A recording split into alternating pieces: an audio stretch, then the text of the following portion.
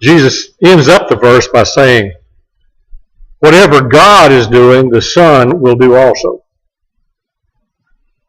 Whatever God is doing, the Son will do also.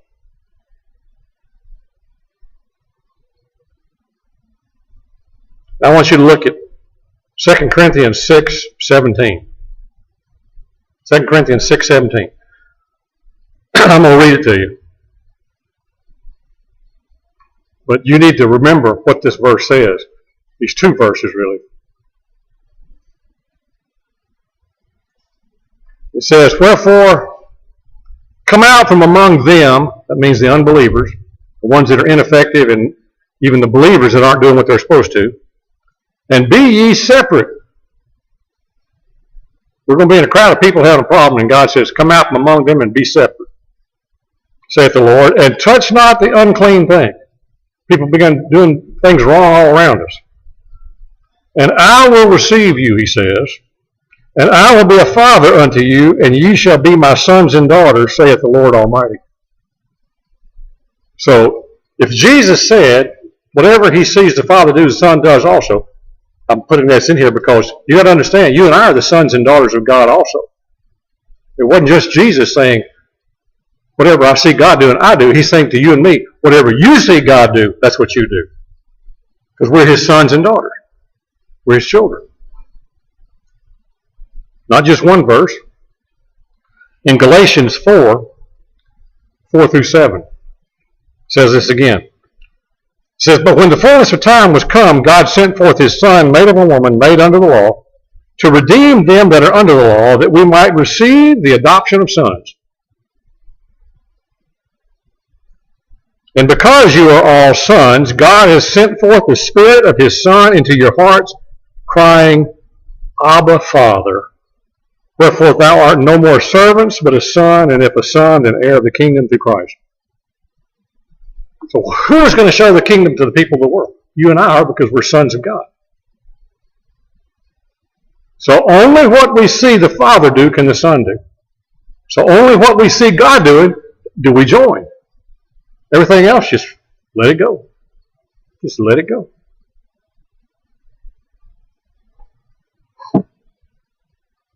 We are the sons. Jesus says this to us. Whatever God is doing, we do also. That's what he expects of us.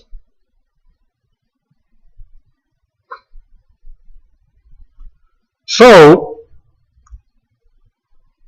if we're God's children, if we're God's sons, and gender had nothing to do with it, we must act as Jesus acted. That's the bottom line. We got to act like Jesus did. Talk about a big issue to live up to. He said, I want you to go through all the ridicule, all the injustice, all the problems, all the bad things going on, and walk like Jesus walked. And folks, it's not easy. I mean, sometimes you just, anger gets a hold of you, and you just want to get in there and fight tooth and nail. And he said, that's not what I want you to do. He said, I want to work through you and show that people there's a different way.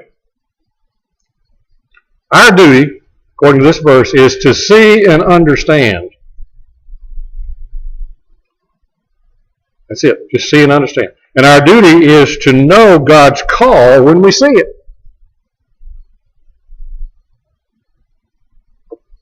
And our duty is to adjust our lives to walk into what God is doing, to walk into God's work.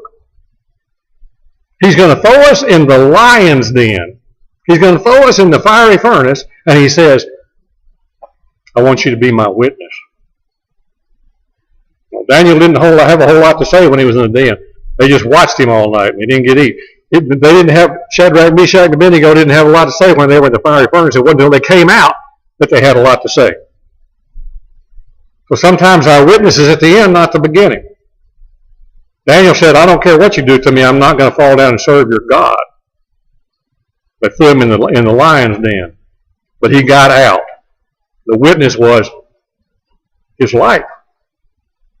Just what happened. Our duty is to be faithful in what God calls us to do. In 1 folks, we don't have any control over that.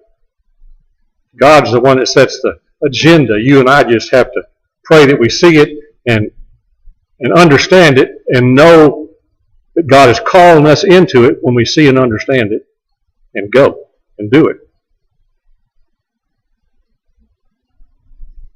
Our duty requires action on our part. Whatsoever things God is doing, that's what you and I do.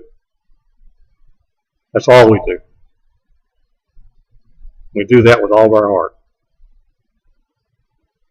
Any thoughts, questions, comments?